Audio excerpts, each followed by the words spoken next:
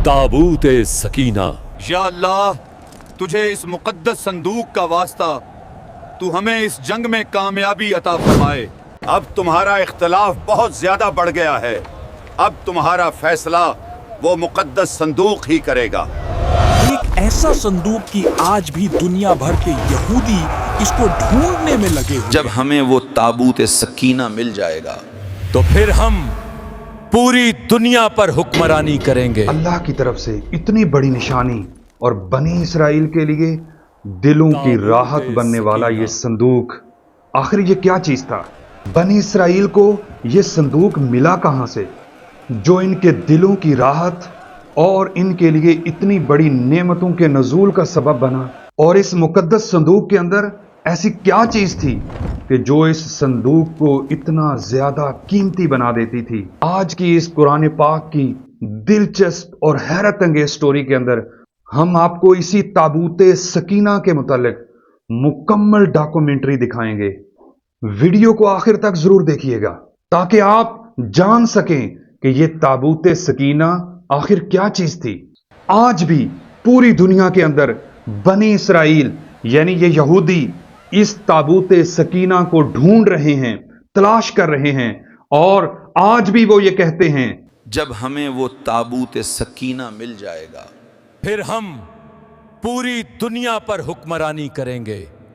ये शमशाद की लकड़ी का बना हुआ एक संदूक जो हजरत सैयदना आदम अलैहिस्सलाम पर अल्लाह की तरफ से नाज़िल हुआ था। ये हजरत आदम अलैहिस्सलाम की सारी जिंदगी आपके साथ रहा और आपके दुनिया से पर्दा फरमाने के बाद बतौर मीरास यके बाद दीगरे आपकी औलाद को मिलता रहा, यहां तक कि यह मुबारक संदूक हजरत याकूब अलैहिस्सलाम तक पहुंचा और फिर हजरत याकूब अलैहिस्सलाम के विसाल के बाद यह मुबारक संदूक बनी इसराइल को मिला और फिर बनी इसराइल से हजरत सैयदना मूसा अलैहिस्सलाम की बारगाह में यह संदूक पहुंचा।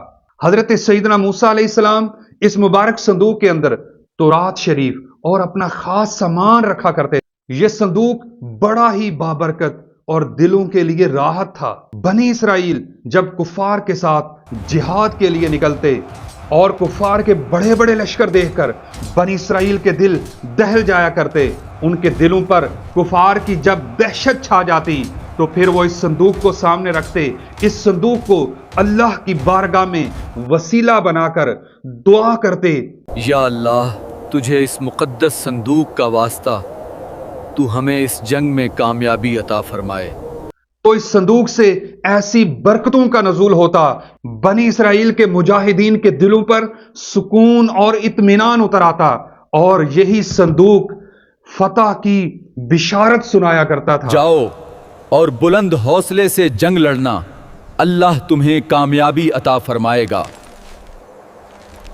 और संदूक से ऐसी रहमतों का नजूल होता कि बनी इसराइल के मुजाहिदीन के दिल पत्थरों की चट्टानों की तरह मजबूत हो जाते और जब वो कुफार के साथ जिहाद के लिए निकलते तो अल्लाह पाक उन्हें फतह और कामयाबी नसीब फरमाता।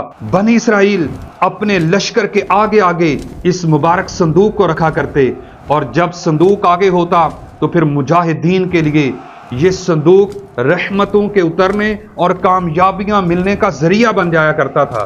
गोया ये संदूक बनी इसराइल के लिए अल्लाह की तरफ से एक बहुत बड़ी नेमत थी और जब यह संदूक उनके पास होता तो आसमान से नस्रुम मिनल्लाह व फतहुन करीब की बिशारत उज़्मा उनके लिए नाज़िल हुआ करती थी। और एक और बात, बनी इसराइल के अंदर जब किसी बात पर इख्तिलाफ हो जाता, दो ग्रुपों के अंदर कहीं फैसला करने में इंतहाई मुश्किल होती तो बनी इसराइल इस संदूक के पास आ जाते और बनी इसराइल इस संदूक को सामने रखकर इससे फैसला करवाया करते थे।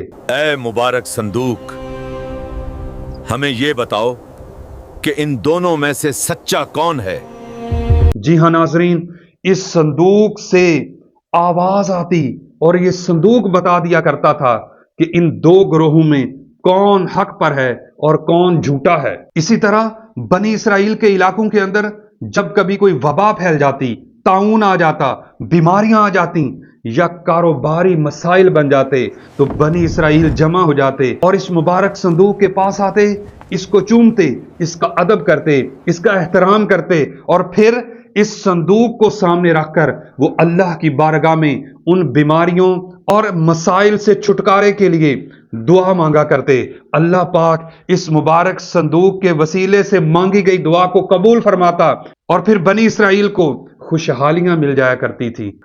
لیکن پھر وقت بدلا اور یہ صندوق بنی اسرائیل کے پاس نہ رہا۔ جب بنی اسرائیل کے اندر بہت زیادہ گناہ پھیل گئے اور یہ لوگ عیاشی کے اندر آ گئے، بدکاریاں پھیل گئیں، تو پھر اللہ پاک کا ان لوگوں پر عذاب نازل ہوا۔ قوم عمالقہ کے لوگ ایک دن اچانک بہت بڑا لشکر لے کر انہوں نے بنی اسرائیل کی ان بستیوں پر حملہ کر دیا۔ قوم عمالقہ کا اتنا بڑا لشکر تھا کہ بنی اسرائیل ان کے آگے ٹک نہ پائے۔ قوم عمالقہ کے جنگجوؤں نے بنی اسرائیل کے سارے شہروں کو تباہ و برباد کر دیا اور لوٹ مار کر کے ان سے سارا خزانہ اور ان کی قیمتی چیزیں لوٹ کر اپنے ساتھ لے گئے۔ اور قوم عمالقہ کے یہ لوگ اس مبارک اور مقدس صندوق کو، جو بنی اسرائیل کے لیے راحت برکت کے نزول کا ذریعہ تھا، اپنے ساتھ ایک بیل گاڑی پر لاد کر وہ اپنے شہر لے گئے۔ لیکن وہی صندوق جو بنی اسرائیل کے لیے تو اللہ کی رحمتوں کے نزول کا سبب بنتا تھا، قوم عمالقہ کے لیے یہ اللہ کے عذاب کا ذریعہ بن گیا۔ جی ہاں ناظرین، قوم عمالقہ کے لوگوں نے جب اس صندوق کو اپنے شہر کے اندر لے کے گئے تو انہوں نے اس صندوق کا ادب نہ کیا، بلکہ اس مبارک صندوق کو ایک کوڑے کے ڈھیر کے اوپر ڈال دیا، اور وہ اس بات پہ خوش ہونے لگے کہ بنی اسرائیل اس صندوق کی وجہ سے فخر کرتے تھے، آج یہ صندوق ان کے پاس نہ رہا اور یہ تو صرف ایک بکسہ ہے، ایک صندوق ہے، اس کے علاوہ کچھ بھی نہیں ہے۔ اور قوم عمالقہ پر ان کی اس صندوق کی بے ادبی کی وجہ سے اللہ کا قہر و غضب نازل ہوا۔ ان کے 5 بڑے بڑے شہر اجڑ گئے، کاروبار ختم ہو گئے، گلیاں ویران ہو گئیں، دکاندار خاموش بیٹھ کر اور حیرانگی و پریشانی کے عالم میں اپنا دن گزارا کرتے۔ ہر طرف وبائیں پھیل گئیں، بیماریوں نے ان شہروں کو جھنجھوڑ کے رکھ دیا۔ یہ لوگ اتنے پریشان ہوئے کہ پھر یہ جمع ہوئے اور مشورے کرنے لگے کہ آخر یہ کیا بلا ہم پر آن پڑی۔ تو پھر ان میں سے ایک بڑے نے مشورہ دیا کہ اس مبارک صندوق کی بے ادبی کی وجہ سے ہم پر یہ عذاب نازل ہوا ہے، تم ایسا کرو کہ اس مبارک صندوق کو ایک بیل گاڑی پر لاد کر بنی اسرائیل کے شہر کی طرف روانہ کر دو۔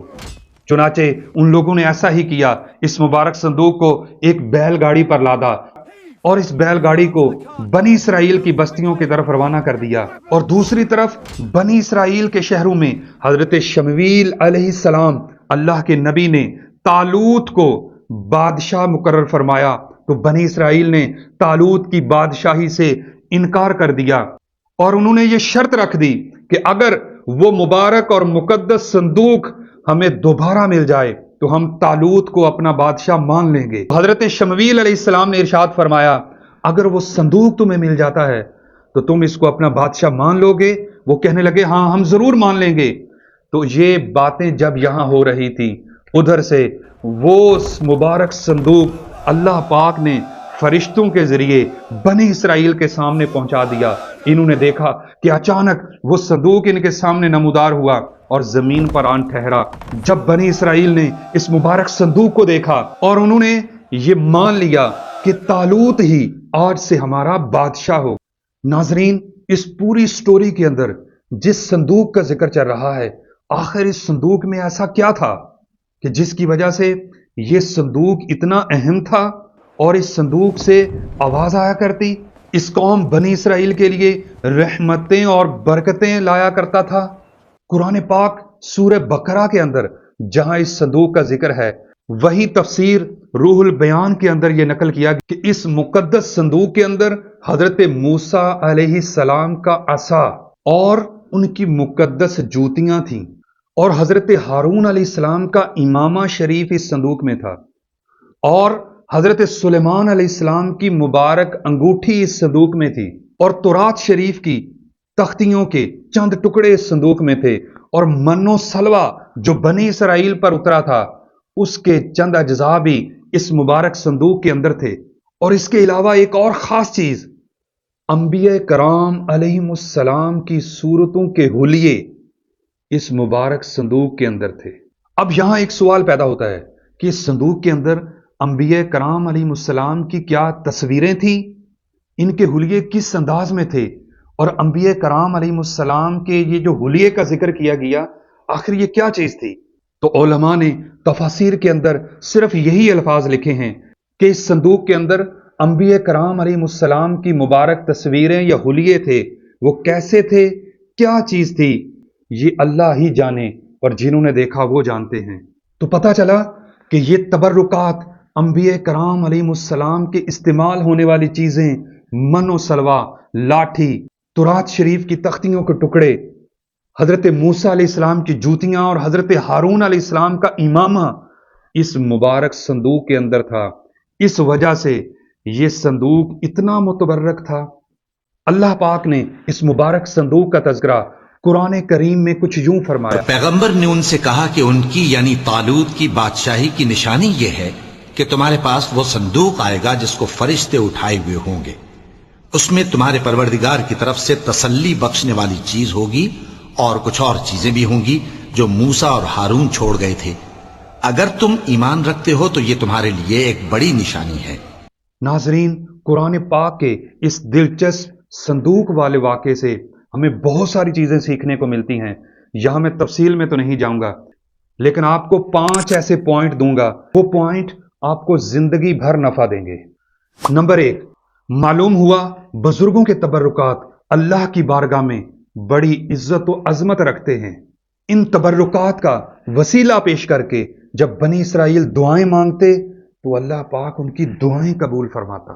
نمبر 2، جب صندوق میں اللہ کے نبیوں کی استعمال کی ہوئی چیزیں موجود تھیں اور وہ استعمال کی ہوئی چیزیں بنی اسرائیل کے لیے رحمت نازل ہونے کا سبب بنتی تھیں، تو ذرا غور کیجئے، جہاں ان اللہ کے نبیوں اور اللہ کے ولیوں کے مقدس جسم قبروں کے اندر موجود ہیں تو ان کی قبریں کیسی متبرک جگہ ہیں، اور مسلمانوں کا ان مبارک قبروں پر جا کر جہاں اللہ کے نبیوں اور ولیوں کے جسم موجود ہیں، اللہ کی بارگاہ میں ان کو وسیلہ بنا کر دعائیں مانگنا، یہ دعاؤں کی قبولیت کا ایک ذریعہ بنتی ہیں۔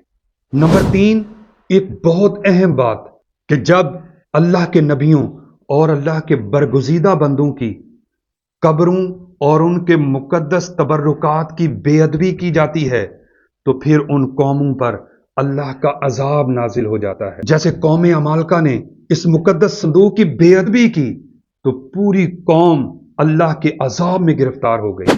نمبر 4، جب یہ صندوق بنی اسرائیل کے لیے برکتیں پانے، دعائیں قبول ہونے کا ذریعہ بن سکتا ہے تو پھر اللہ کے برگزیدہ بندوں کی مبارک قبریں، مزارات، یہ لوگوں کے لیے رحمتیں پانے اور دعاؤں کے قبول ہونے کا ذریعہ بھی بن سکتے ہیں۔ تو اس واقعے کے اندر ہمیں یہ بھی سیکھنے کو ملا کہ بنی اسرائیل اس صندوق کا وسیلہ دے کر اللہ سے دعائیں مانگتے تو اللہ پاک ان کی دعائیں قبول فرماتا۔ اگر یہ وسیلہ دینا غلط ہوتا تو پھر اللہ پاک قرآن پاک میں اس کا تذکرہ نہ فرماتا، بلکہ اس بات کو رد کیا جاتا۔ اور نمبر 5، ایک اور اہم اور خاص بات کہ جب قوموں کے اندر سرکشی، بدعمالیاں، بدکاریاں اور گناہ اور یہ نحوستیں عام ہو جاتی ہیں تو پھر اللہ پاک کی نعمتیں لوگوں سے واپس لے لی جاتی ہیں۔ قرآن پاک کے اسی طرح کے حیرت انگیز دلچسپ اسلامی واقعات سننے اور دیکھنے کے لیے ہمارے ساتھ جڑے رہیے، ہمارے چینل کو سبسکرائب کر لیں اور یہ ویڈیوز اپنے عزیز و اقربا، دوست احباب کے ساتھ بھی شیئر کیجئے۔ اسلامی معلومات کو پھیلائیے، قرآن کے اور اسلام کے اس پیغام کو دنیا بھر میں پھیلانے کا ذریعہ بنیے۔ ملتے ہیں اگلی ویڈیو کے ساتھ۔ اللہ نگہبان۔